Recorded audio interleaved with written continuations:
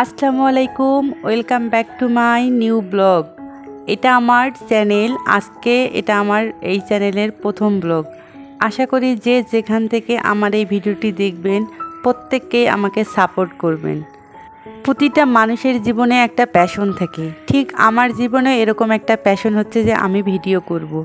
Video করে আমি আমার লাইফে কি হচ্ছে বা কি ঘটতেছে সেগুলো আমি আমার ফ্রেন্ড সার্কেল, বন্ধুবান্ধব প্রত্যেকের সঙ্গে শেয়ার করব। কিন্তু এক পা দুই পা করে হয়ে ওঠে না, কারণ ধীরে ধীরে আমি একজন মেয়ে থেকে একজন মা হয়ে গেছি। আর দেখতে দেখতে মাশাল্লাহ আমি 2 সন্তানের মা, যার কারণে দেখা যায় যে সংসার লাইফ সামলিয়ে আমি আসলে এতদিন পারিনি, যার কারণে ওইভাবে করে উঠতে পারিনি। তারপরে এখন অনেক সাহস নিয়ে আমি এই নতুন চ্যানেলটি ওপেন করেছি। নতুন চ্যানেলের চেষ্টা করব আমি সপ্তাহে 2টা করে ভিডিও দেওয়ার। যারা যারা আমার ভিডিও দেখবেন অবশ্যই কিন্তু আমাকে সাপোর্ট করবেন, কারণ আপনাদের একটা করে সাপোর্টে আমাকে অনেক দূর এগিয়ে নিয়ে যাবে। আর এই যে দেখেন, আমি বিকালবেলা চলে এসেছি, কিছু মানি প্লান্টের গাছ নিয়ে এসেছিলাম, এগুলো আমি লাগাবো। আর এখানে দেখেন আমার ছেলে আমাকে সাহায্য করতেছে, যে কোনো কাজেই কিন্তু মাশাল্লাহ আমার ছেলে আমাকে সাহায্য করে। আচ্ছা, ভিডিও শুরুতে যার সঙ্গে দেখা হয়েছে আপনাদের, সে হচ্ছে আমার ছেলে, ওর নাম হচ্ছে মেহমিদ। আর এখানে আমি যে ফুলের গাছটা নিয়ে এসেছি সেটার জন্য আসলে আমার যে টবটা রয়েছে সে টবটা রেডি করতেছি।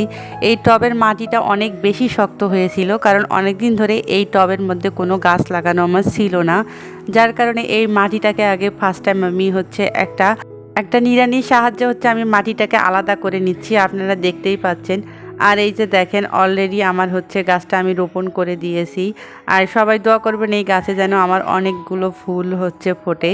আর এরপরে আমি চারিপাশে যে মাটিগুলো রয়েছে এগুলো সমান করে দিচ্ছি, কারণ যে কোনো গাছের গোড়া যদি আপনি সমান করে না দেন তাহলে ওটা দেখতেও খারাপ লাগে, আর মাটিটা যদি ঠিক মতো কিন্তু বসবে না। যাই হোক, এখানে আমি এরপরে পানি দিয়ে নিয়েছি।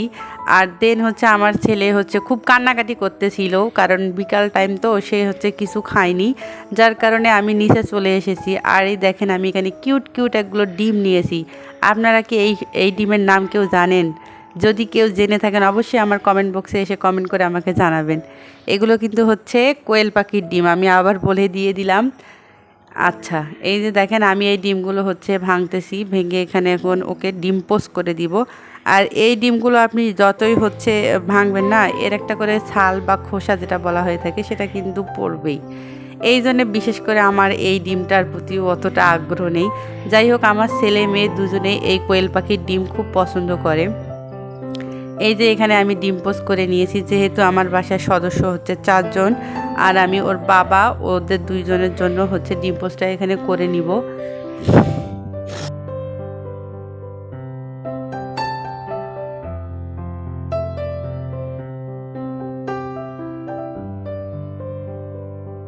আমার আসলে এই ইউটিউব চ্যানেল নিয়ে অনেক স্বপ্ন আছে। জানি না কতটা আমি এই চ্যানেল নিয়ে যাইতে পারবো, কত দূর যেতে পারবো সেটা উপরওয়ালাই ভালো বলতে পারবে। কারণ এর আগেও আমি আমার একটা চ্যানেল খুলেছিলাম, কিন্তু সেখানে আমি রেগুলারিটি মেনটেন করতে পারিনি। আর সবচেয়ে বড় কথা কি, ইউটিউব প্ল্যাটফর্মে আপনাকে যত বেশি আপনি ধৈর্য ধারণ করবেন ততই কিন্তু আপনার সফলতা আসবে। আর আমার সত্যি কথা বলতে সেরকম ধৈর্য খুবই কম। তারপরে যেহেতু প্যাশন যে আমি ভিডিও মেক করব, কেন জানি না আমার এই ভিডিও মেক করার উপর অনেক বেশি আগ্রহ। আমি এই ভিডিও মেক করার জন্য যে কত কি করেছি সেটা একমাত্র আমিই জানি। যাই হোক, আমি কন্টিনিউ করতে পারি না, এটা হয়তো বা আমার নিজের ব্যর্থতা। কারণ আমার সংসার রয়েছে, আমার 2 বাচ্চা রয়েছে, প্লাস আমি একজন জব হোল্ডার, যার কারণে হয়তো বা আমার হয়ে ওঠে না সময়। তারপরেও আমি চেষ্টা করব আমি আমার প্যাশনটাকে একটু করে বড় করার। ছোট্ট একটা চারা গাছকে যেভাবে মানুষ অল্প অল্প করে পানি দিয়ে, সার দিয়ে লালন পালন করে অনেক বড় একটা চারা গাছে পরিণত করে, এবং ভবিষ্যতে সেই চারা গাছ থেকে বিভিন্ন ধরনের ফল মানুষ সংগ্রহ করে, সেরকম আমি আমার এই চ্যানেলটাকে একটা বাচ্চার মতো করে লালন পালন করতে চাই। অবশ্যই আপনাদের সকলের দোয়া সাপোর্ট রয়েছে। আর যদি কখনো আমি ব্যর্থ হই তাহলে তো সেটা অবশ্যই আপনাদেরকে জানাবো। যাই হোক, এখানে দেখতে পাচ্ছেন বাচ্চাদেরকে আমি ডিম পোস্ট করে দিয়ে এখানে চলে এসেছি আম কাটতে, কারণ এই আমগুলো হচ্ছে রাজশাহীর আম অনেক বেশি পেকে গেছে। যাই হোক, এইগুলো আমগুলো আমি আমার জন্য কেটে নিচ্ছি। আমি আসলে রাতে তেমন কিছু খাবো না আজকে, এই আমটাই শেষ খাওয়া হবে আমার। আর একটা জিনিস হচ্ছে, সিজনের সময় যদি সিজনাল ফলগুলো খাওয়া না হয় তাহলে কিন্তু দেখা যায় যে সারা বছর সেই হচ্ছে ঘাটতিটা রয়ে যায়। তাই আমি অন্ততপক্ষে চেষ্টা করি যে সিজনের সময় সিজনের ফলগুলো একটু একটু করে হলেও খাওয়ার এবং বাচ্চাদের খাওয়ানোর চেষ্টা করি। আমার মেয়ে মাশাল্লাহ আম খেতে পছন্দ করে, আমার ছেলেও আম খায়, কিন্তু খুব বেশি একটা যে খায় তা কিন্তু না, অল্প পরিমাণে খায়। আমি তারপরে ওদেরকে উৎসাহিত করি, ওরা হচ্ছে যতটুকু খাবে ততটুকুই ওদের শরীরে কিন্তু পুষ্টি চলে যাবে। আর এখানে দেখেন আমি একটা কাটারির সাহায্যে এখানে আমগুলো কেটে নিচ্ছি। এটা আমাদের অঞ্চলে কাটারি বলে, আমাদের রংপুর অঞ্চলে। কে কে এই কাটারির মাধ্যমে কাটতে পারেন অবশ্যই আমাকে কমেন্ট করে জানাবেন। আর এটা অনেকের কাছে হয়তো বা নতুন মনে হতে পারে, কিন্তু এটা আমাদের কাছে স্বাভাবিক, এটা আমরা সবসময় করে থাকি। আমরা হচ্ছে ছুরি বা বটির চেয়ে এই কাটারি দিয়েই সবচেয়ে কাটতে বেশি স্বাচ্ছন্দ্য বোধ করি। এই যে আমার আম কাটা অলরেডি হয়ে গেছে। তারপরে এই যে আমি দেখেন এখানে আপনাদেরকে একটু ক্লোজ করে দেখিয়ে দিচ্ছি। আর এই আমগুলো কিন্তু আমি মেনলি আমার জন্য কেটেছি, পরে কিন্তু আমার মেয়েও খেয়েছে আমার সঙ্গে। কারণ যে কোনো কিছু কিন্তু একা একা খাওয়া হয় না, মায়ের মন বলে কথা। মা খাবে বাচ্চারা খাবে না তা কিন্তু হয় না। আর এর দেখেন এই পাশে আমি দুধ জাল করে নিচ্ছি, কারণ রাতের জন্য এটা আমি দুধ এখনই জাল করে নিব, কারণ পরবর্তীতে আর সময় পাবো না। কারণ বাচ্চা কাচ্চা যখন এসে হচ্ছে জড়িয়ে ধরে মাকে, বলে যে মা এখন আমাদেরকে একটু সময় দাও, তখন কিন্তু আর কিছু করার থাকে না। যতই কাজ থাকুক না কেন সব কাজ শেষ করে আসলে রেখে আসলে বাচ্চাদেরকে নিয়ে বসতে হয়। যাই হোক, এখানে দেখেন আমি হচ্ছে আমটা খেয়ে নিয়েছি, তারপর এক গ্লাস দুধ খাচ্ছি। আর দুধটা খালি খেলে কেমন হয়, তাই আমি এখানে হচ্ছে কিছু বিস্কিট দিয়ে খেয়ে নিলাম।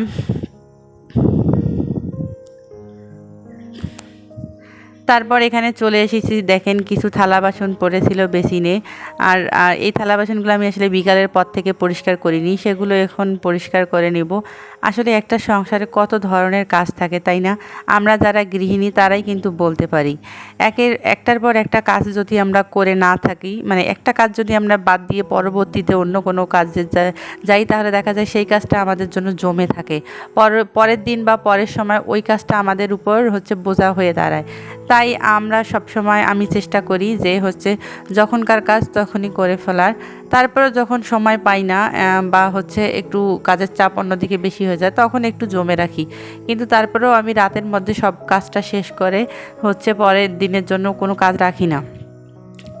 এখন পর্যন্ত যদি কোনো ভাইয়া বা আপু আমার এই ভিডিওটি কন্টিনিউ করেন, অবশ্যই আমাকে হচ্ছে একটা লাইক দিবেন আমার এই ভিডিওটিতে, এবং আমার চ্যানেলটি সাবস্ক্রিপশন করে আমার পাশে থাকবেন। আর যারা যারা নতুন অবশ্যই তারা আমার এই চ্যানেলটিতে হচ্ছে একটা ছোট্ট করে এই ভিডিওটি নিচে ছোট্ট করে একটা কমেন্ট করে যাবেন, যাতে আমি আপনাদের এই কমেন্টটা পড়ে বুঝতে পারি যে আপনি আমার চ্যানেলে এসেছেন, আমি যেন পরবর্তীতে আপনার চ্যানেলটি ভিজিট করে আসতে পারি। আসলে আমরা একে অপরকে যদি সাপোর্ট না করি তাহলে কিন্তু কখনোই সম্ভব হবে না। আর আপনি আসলেন, চুপি চুপি আমার ভিডিও দেখলেন, একটা যদি কমেন্ট করেন তাহলে অবশ্যই আমার ভালো লাগবে। সব সময় আসলে চেষ্টা করি সময়ের কাজ সময়ে করার, কিন্তু যখন পারি না তখন কিন্তু রেখে দেই পরের দিনের জন্য। হয়তো বা পরের দিন একটু চাপ হয়ে যায়, তারপরেও কিন্তু কাজটাকে করে নেওয়াই ভালো, কারণ তারপরে কিন্তু ওই কাজটা জমে রাখা যায় না। আর আমরা গৃহিণীরা এমনই, যে কোনো কাজ যদি আপনি জমিয়ে রাখেন সেটা কিন্তু পরের দিনের জন্য আমাদের মাথায় অনেক বেশি চাপ হয়ে যায়, এবং সেটা কমপ্লিট করা আমাদের জন্য অনেক বেশি টাফ হয়ে যায়। কি বলেন আপুরা? অবশ্যই কিন্তু কমেন্ট করে জানাবেন। আর এখানে দেখেন আমি কিছু আমের আচার করে নিয়েছিলাম, সেগুলো এখন জাল দিয়ে নিচ্ছি, কারণ আমের আচারটা অনেক বেশি হচ্ছে টক ছিল আমটা। আর আমি যে মিষ্টিটা দিয়েছিলাম সেই মিষ্টিতে হচ্ছিল না, যার কারণে আমি কিছু চিনি অ্যাড করব, তার কারণে হচ্ছে আমটাকে জাল দিয়ে নিচ্ছি। আর এই সিজনে আমি কিন্তু আমের আচার সেরকম করে করিনি, কারণ অনেক বেশি ব্যস্ততা ছিল আমার, যার কারণে দেখা যাচ্ছে যে বছর শেষ হয়ে গেল কিন্তু আমি এখনও আমের আচার করতে পারিনি। আর এখানে কিছু কাঁচা আম আমি নিয়ে এসেছিলাম আমার বাবার বাড়ি থেকে, সেই আমগুলো দিয়েই হচ্ছে এই আচারটা করেছি, যাতে পরবর্তীতে বাচ্চারা খেতে পারে। আর এখানে দেখেন রাতের জন্য আমি গরুর মাংস হচ্ছে আলু দিয়ে রান্না করতেছি। আর হচ্ছে যারা যারা আমার এই ভিডিওটি এতক্ষণ পর্যন্ত দেখেছেন তাদেরকে অসংখ্য ধন্যবাদ পরবর্তী ভিডিও দেখার জন্য।